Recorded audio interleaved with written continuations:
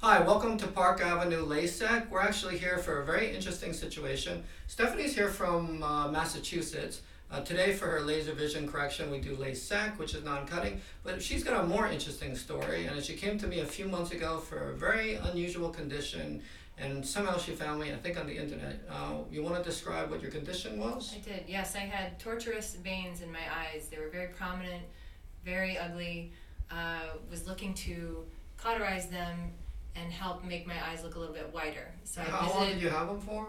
Since my 20s. And Because now I'm in my late usually 30s. people get them for contact lens overwear. Yeah, so when I went to my doctor, my original Optometrist, optometrist yeah. said they were likely from the overuse of contacts, and I needed to potentially get them cauterized. That was his recommendation. He just could not do that type of surgery. Yeah, because when you wear contacts overnight, more than 12 hours a day, or don't give yourself a contact lens holiday on the weekends like you're supposed to, your cornea is deprived of the oxygen it needs.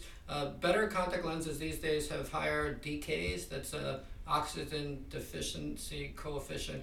It's how many pores the contact lens has to let the oxygen go through the lens. But if you think about it, if you have a piece of plastic on your cornea, you're really not going to get the right amount of oxygen no matter how high the DK material is. So you're really not supposed to wear your contacts for more than 12 hours a day. You're supposed to take them out as soon as you get home so your eyes can breathe before you go to bed. And you're not supposed to wear them on the weekend to give yourself a contact lens holiday. Right. But people don't do that. And I then, didn't follow that yeah, and then at they all. have abnormal blood vessels coming in, and that's what happens. Right, so these abnormal blood vessels, they got worse over time.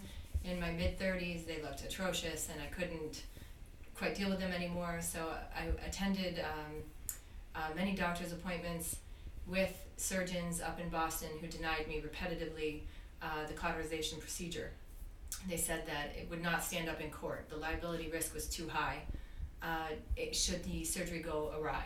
Yeah, so And should okay. they were afraid of making it worse. Right. Okay. So I trained in Boston. I did after I went to Columbia for medical school. I went to Boston and my residency at Harvard. If you try to cauterize all the blood vessels, it's not safe. You might make the eye not have enough oxygen. It will go anoxic, and you could lose some vision. And there is a doctor in California who's doing these big resections, and some of them have actually gone bad, and the person lost vision. But just, I think I told you this, we could get like the biggest ones, leave the small ones to supply the blood vessels. As long as you're consented that there's about a 30% chance that the blood vessel might come back, it's fine. And I'm not going to try to get all of them because that's going to put your eye at risk. So I really think if you just do the bigger ones and you do it cautiously and you inform the patient, and Stephanie's very with the program, she does understand. I did mention right around when you came, we had a woman flying from Colorado who wanted all of them done, and I told her repetitively I couldn't do it. I explained why. She was just adamant that she wanted all of them done, and she said, if you don't agree to do all of them, I'm walking out of this office and I'm flying back to Colorado.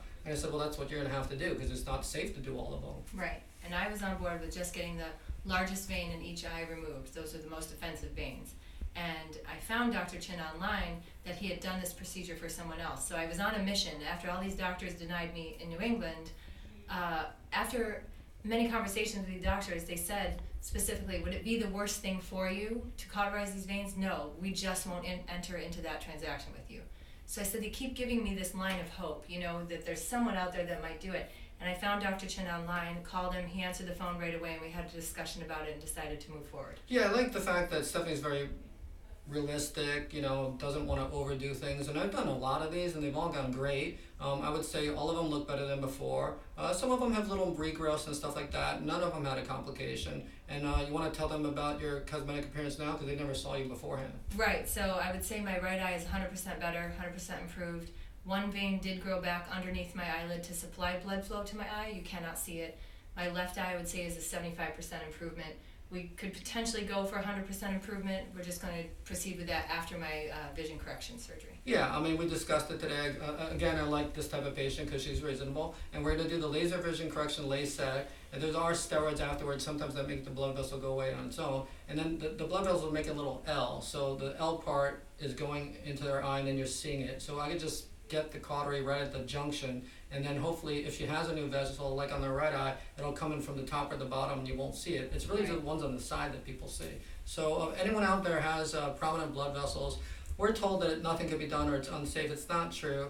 You just have to be reasonable. You don't want all of them done, just the biggest ones.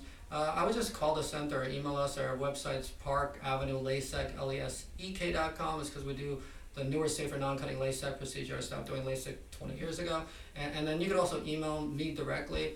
My email address is dr@Park Avenue LASEK. It's Park like a park, Avenue spelled out Avenue, LASEK, LASEK.com. I answer all the emails myself, and we could go back and forth. Yeah. We could do remote consultations with, we could do video chat, like you could do, FaceTime, Skype or something like that. And then we could do a video chat if you're from out of state, so you don't have to come here for that. And then if you decide to proceed, you can just come in. So don't give up hope, and I think you have a great cosmetic outcome. One thing I was really impressed with was your availability to talk about all my questions, all my concerns, and he never put me aside. Any phone call, any text, any question I had, always available to help.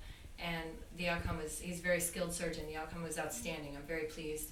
And my eyes have never looked so good since probably my teens. Yeah, I mean, you're an attractive woman. You want to have the best cosmetic procedure possible. Yeah. We've had patients like this saying, people think I'm smoking pot and stuff like that. There are different reasons to get it done. So I'm very just happy. Pleased to have white eyes again. Yeah, Thank that's you, great. Dr. Hey, Chynn. congratulations. Appreciate it. And thanks for helping with the YouTube so more people know about the procedure. Absolutely. Please call us because he changed my eyes, changed my life. So thank you. Thank you very much, Stephanie. Cool.